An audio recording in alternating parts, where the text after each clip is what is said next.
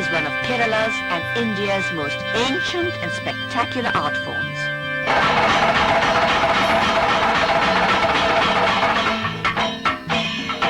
But foods are never far away. Developed over centuries, their astonishing makeup is made from edible ingredients like butter, coconut and vegetables. It too is an art form and takes years to learn and hours to apply. This classical dance drama, where the myths and legends of the great Hindu epics are brought to life, is usually performed in the light of a single flickering temple lamp. The dancers never speak, so they're trained from childhood to mime the stories with an elaborate language of hand and facial gestures. Even small movements can convey powerful emotions. What a stunning spot. This is where one of the many backwaters in Kerala comes to join the Arabian Sea. And behind me are prawn farms. They're prawn farms in this season, but during the monsoon season, the water here is fresh, not salty as it's now, and they turn into paddy fields. It's incredible. The same piece of land performs two functions. Now I'm going to cook for you something that's also grown on the land around here. It's a spinach thoran. For this I need 3 cups of tightly packed, finely sliced spinach. And all this goes into a wok. I put in some water. It has to steam. So I'm going to cover it and let it cook just till the steam comes up. Meanwhile, I'll prepare the spice paste. There's about a cupful of freshly grated coconut here. 2 or 3 cloves of garlic, 2 or 3 shallots all chopped up, 2 or 3 green chilies chopped up, ½ teaspoon of salt and a ¼ teaspoon of cayenne pepper. And I take all these and put them into a blender with 2 or 3 tablespoons of water till I have a fine paste. And the paste should look a little bit like this. And once the paste is ready, the next step is to put it with the spinach. And there's a very interesting technique. This is the thoran technique. You make a well like that, put all the spice paste in the center, then you cover it with the spinach. Like that. You bury it. And once it's buried, I'm going to cover it again and let it steam for another couple of minutes while I make the final touch, which is the tempering. I put 2 teaspoons of oil in a small frying pan. Into it go about 1.5 teaspoons of mustard seeds.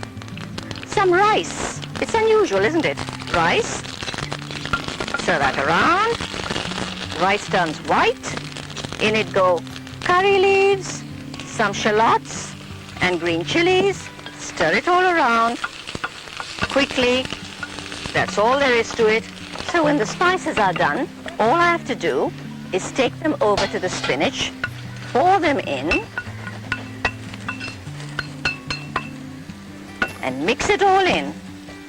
See how beautiful it is, green and white, with these little grains of rice and mustard seeds. It's a very easy dish to prepare. And to just put a little coconut over the top like this to make it look pretty. And that's all there is to it. Our perfect dish to complement the spinach thoran is fried plantain chips.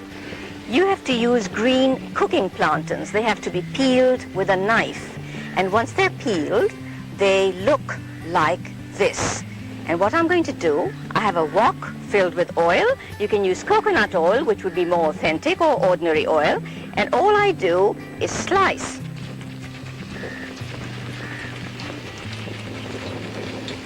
See how I'm doing it? You can use a mandolin. You can use any kind of slicing gadget like so. Stir them for a bit. And I have some special water which has a little turmeric, a little salt, and a little asafoetida. Ooh. Nice big whoosh. Into the same oil, I'm going to throw in some fresh curry leaves and some green chilies. And you let those fry as well. And then they're done. I hope it's good. I'm going to try it out on one of the dancers. He looks ferocious. Would you mind trying this, please? Does he like it? He likes it. The gods like it. Coconut is such an important part of Keralan cooking, and it's not surprising because almost everyone has at least 2 palms in their back garden. Once the coconuts are harvested, every part is used. The husks are removed on a stick. The inside is then dried and can be used to make coconut oil. It can also be scraped and grated and used in cooking.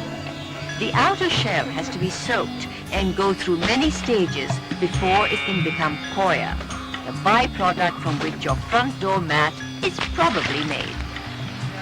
In this beautiful, dappled yard where I could spend all day in a hammock, these women take the coir which has been soaked and then they start spinning it into string.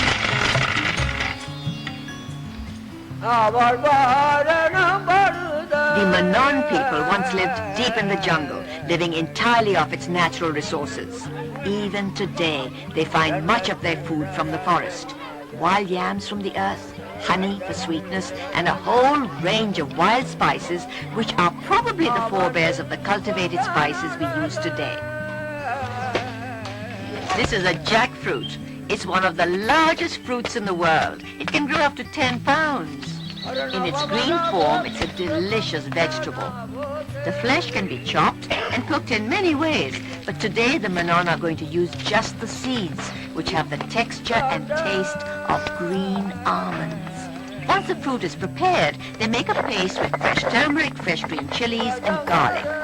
A mixture of fresh chilies, the jackfruit seeds, and dried red chilies is added to water. The spice paste is then added to the mixture. It's brought to the boil and salt is added. It's then covered and left to cook for 10 minutes.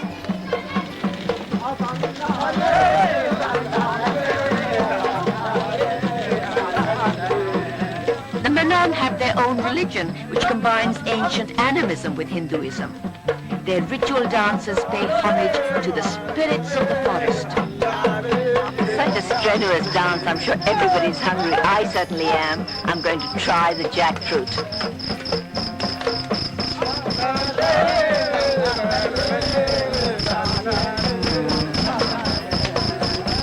It's nutty, fresh, hot, and wonderful. For most Keralites, it is the massive inland waterway system that provides food and a living. These backwaters go on for hundreds of miles, and near the town of Kottayam in the southern half of Kerala, they open out into the longest expanse of water in India, Lake Vembanad. Now this is really a lagoon, not a lake. It's a huge body of water which connects all the way down to Cochin. These boatmen go out every day, they fish, they use the boat to transport rice, to transport bricks, but while they're working they also have to eat. And this man is making the famous boatman's curry. He's grinding the spices for it. The ingredients in the paste that he's grinding are dried red chilies, turmeric, chili powder, coconut, coriander seeds, and ground coriander. The spice paste has now gone into salted boiling water. Now in goes some green chilies, some shallots, curry leaves, and some ginger. Now he puts the cut-up fish into the bubbling spices. This is a very special earthenware pot. It breathes, and cooked fish will stay in it for about a week. The pot is now covered. It's ready. Life on Kerala's backwaters revolves entirely around the canals and rivers. These are the pathways and roads for the people who live along their banks, just as they are to the inhabitants of Venice. The water is kitchen sink and bathroom. It's the means of getting your goods from A to B. It's the only way to get to work. And for children, it's a place to fish, to play, and to go to school. The main business for everyone who lives along the waters is fishing, and for these fishermen, the method of getting their catch is highly original. Two men swim through the water with ropes tied to their waists. The rope has little white flags attached to it. As they move along, the rope disturbs the curry mean fish and they dive into the mud at the bottom. Now comes the most extraordinary part. A diver then enters the water and grabs the curry mean from the bottom, quickly swims to the surface and throws it into the boat. I'm now going to buy some of the freshly caught curry mean straight from the fisherman. Can I buy 2 fish? Okay, just put the fish in here. All right, I'll take 3. Here you are. Thank you. Here I am, floating down one of the many backwaters in Kerala in a rice boat. And right here, I'm going to show you how to cook one of the fish that we caught earlier. It's the curry mean that we had caught. It's sitting over here, marinating in salt and turmeric. Into 4 tablespoons of oil, go 2 medium red onions, about 6 green chilies which have been sliced, about 1 inch of ginger, fresh ginger, julienne, and about 20 to 30 curry leaves. They give a wonderful flavor. Now I'm just going to stir this until they are lightly sauteed. Then you add about 3 teaspoons of salt, a generous pinch of turmeric, and about 5 fluid ounces of water. Into this, I'm going to lay in the fish. Spoon some of the sauce over the fish, like so the flavor gets all the way in. Then cover and let it cook for 4 or 5 minutes. Instead of the curry mean that they use here, you could use sole or steaks of any firm-fleshed fish, such as kingfish. Now this fish looks as if it's almost done. I'm going to take the lid off and add the final touches, which is 7 fluid ounces of coconut milk and about a tablespoon of lime juice. And the fish can't be stirred too much now, so I'm just going to spoon it over the top like this. And if you like, you could even add a few drops of coconut oil. And then the dish is done. One of the nicest ways to serve curry mean moili is simply with rice and maybe a tomato and onion salad. Every part of India has a dish, a vegetable or a fruit that in some way characterizes the place and cuisine. Here, for centuries, it's been coconut and a wealth of spices.